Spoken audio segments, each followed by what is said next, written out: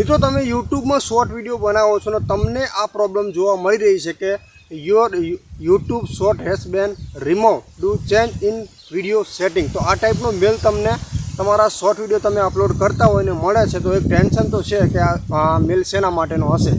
तो आ विडियो में मित्रों खास बने रहेजो, एना विषे थोड़ीक माहिती तमने आपवानो छुं जे तमारुं टेन्शन छे एने आपणे दूर करवाना छीए। तो शेना माटे तमने मेल मोकलवामां आवे छे एनी संपूर्ण माहिती लईने आ विडियोनी अंदर आपणे आवी गया छे। तो विडियो में खास बने रहेजो અને ચેનલની અંદર નવા હોય ને ખાસ વિનંતી છે કે ચેનલને સબસ્ક્રાઇબ કરી લેજો અને કોમેન્ટ દ્વારા તમારી YouTube ચેનલ ચેક કરાવી હોય તો મિત્રો આપણે જે નવી ચેનલ બનાવી છે એમાં જઈને કોમેન્ટ કરજો તો તમારે કોમેન્ટ દ્વારા તમારી YouTube ચેનલની મુલાકાત કરીશું અને વિડિયોની અંદર વિડિયો પણ તમારો આવશે અને તમારી ચેનલનું નામ પણ આવશે। તો ચલો વિડિયોને આપણે શરૂઆત કરીએ।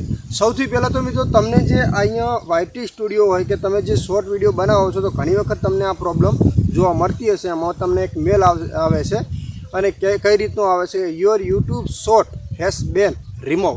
આમ આટલામાં જ હવે આગળ પાછળ આપણે વાંચવાની કાંઈ જરૂર નથી, એટલે રિમૂવ લખેલું બતાવે એટલે આપણને કન્ફ્યુઝ થઈ જાય, મોટી પ્રોબ્લેમ થઈ જાય કે આ શેના માટે હશે, શું રિમૂવ થતું હશે, ચેનલ ડિલીટ થતી હશે, વિડીયો ડિલીટ થતી હશે કે મ્યુઝિક। હવે એ આપણે જાણવું મિત્રો જાણવું એમ, કારણ કે ઘણા બધા એવા લોકો છે જેમને મિત્રો આ મેલ તો આવ્યો છે પણ ઘણા લોકોને ખબર જ નથી કે આ મેલ ક્યારે અને કઈ રીતે અને શેના માટે મોકલવામાં આવે છે। કારણ કે આપણે એક યુટ્યુબર છીએ તો આ બહુ જાણવું જરૂરી છે અને આવનારા સમયની અંદર તમે એક યુટ્યુબર છો તો તમારી સાથે પણ આ ટાઈપનો મેલ આવે તો તમે આ વિડીયો જોયેલો હોય તો એનું મતલબ સોલ્યુશન તમારી પાસે પહેલેથી હોય અને એની નોલેજ તમારી પાસે પહેલેથી હોય। તો વિડીયોમાં ખાસ ધ્યાન આપજો। સૌથી પહેલાં તો મિત્રો તમે શોર્ટ વિડીયો બનાવો છો તો પહેલી વાત તો એ કે તમને શોર્ટ વિડીયોની જે પોલિસી છે એ તમને જણાવી દઉં કે શોર્ટ વિડીયોની અંદર તમે જે મ્યુઝિક કે ગીતો લ્યો છો એ માત્ર યુટ્યુબ લાઇબ્રેરીના જ હોવા જોઈએ। તે પછી તમે કોઈ પણ મ્યુઝિક ભલે યુટ્યુબમાંથી ડાઉનલોડ કર્યા હશે અને ડાઉનલોડ કર્યા પછી તમે કોઈ પણ એપની અંદર એડિટિંગ કર્યું હશે અને એડિટિંગ કર્યા પછી મ્યુઝિક કે ગીત એની અંદર લગાવ્યું હશે અને એ વિડીયો તમે જો શોર્ટ વિડીયોમાં જો અપલોડ કરો છો તો એ માન્ય રહેશે નહીં। બહુ જરૂરી છે મિત્રો, કારણ કે જે યુટ્યુબની પોલિસી પણ જાણવી જરૂરી છે। આપણે યુટ્યુબની આગળ જવું છે એટલે મતલબ એની પોલિસી પણ આપણી પાસે દરેક નોલેજ હોવી જોઈએ કે યુટ્યુબમાં આપણે કઈ રીતના વિડીયો બનાવીશું તો આપણને એની પોલિસી લાગુ ના પડે। હવે ઘણા મિત્રો શું કરે છે કે એમનું મનપસંદ ગીત કોઈ પણ જગ્યાએથી ડાઉનલોડ કરી લે છે, બરાબર।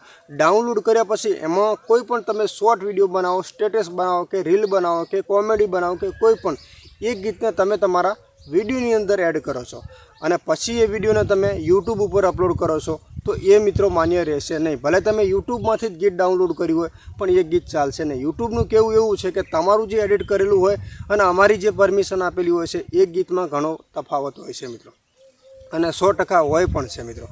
એટલે તમારે જે પણ વિડીયો તમે એડિટ કરો છો, કોઈ પણ વિડીયો બનાવો છો, મ્યુટમાં બનાવવાનો છે, એટલે કે એકદમ સાયલેન્ટમાં, અને પછી તમે જ્યારે અપલોડ કરો એ સમયે તમારે યુટ્યુબ લાઇબ્રેરીમાંથી ગીત લેવાનું રહેશે। હવે ત્યાં પણ મિત્રો ઘણી બધી ભૂલો પણ હોય છે। હવે કઈ રીતે, કારણ કે કોઈ પણ વ્યક્તિએ આવી રીતે શોર્ટ વિડીયોને એડિટિંગ કરીને ગીત એના ચેનલની અંદર અપલોડ કરેલું છે। હવે તમને તો ખબર હોય જ નહીં, હવે તમે એ જ શોર્ટ વિડીયોની કોપી મારીને એનું મ્યુઝિક લઈને તમે તમારો શોર્ટ વિડીયો બનાવો છો તો એ મ્યુઝિક માન્ય હોતું નથી મિત્રો। એટલે મેન વાત તો એ છે મિત્રો કે યુટ્યુબમાં લાઇબ્રેરીમાં જે પણ તમે મ્યુઝિક સર્ચ કરો છો એ મ્યુઝિક આવે છે અને એનો લોગો ઉપરથી મિત્રો આપણને ખબર પડી જાય છે કે એમાં ઉપર કેટલી રીલો બનેલી હોય છે, એ ઓરિજિનલ સોંગ હોય છે, એની પરમિશન હોય છે।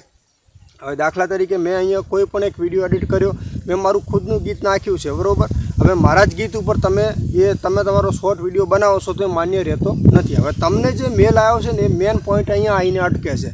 હવે મેં કોઈ પણ વિડીયો બનાવ્યો છે કોઈ પણ સોંગ ઉપર, સમજી લો મારું ખુદનું અહીંયા એડિટ કરીને મેં સોંગ લગાવેલું છે, ભલે અહીંયા પ્રોબ્લેમ તો થવાની જ છે, ઘણા લોકોને પ્રોબ્લેમ થાય જ છે, પણ હવે મેં એડિટિંગના સમયે કોઈ સોંગ મતલબ નાખ્યું છે।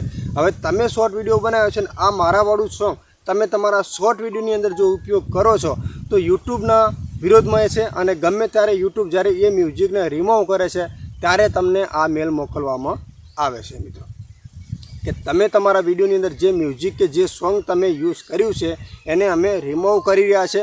તમારે સેટિંગમાં જઈને તમારા વિડીયોમાં મ્યુઝિક ચેન્જ કરવું છે તો તમે બદલી શકો છો, એનો તમને મેલ મોકલવામાં આવે છે।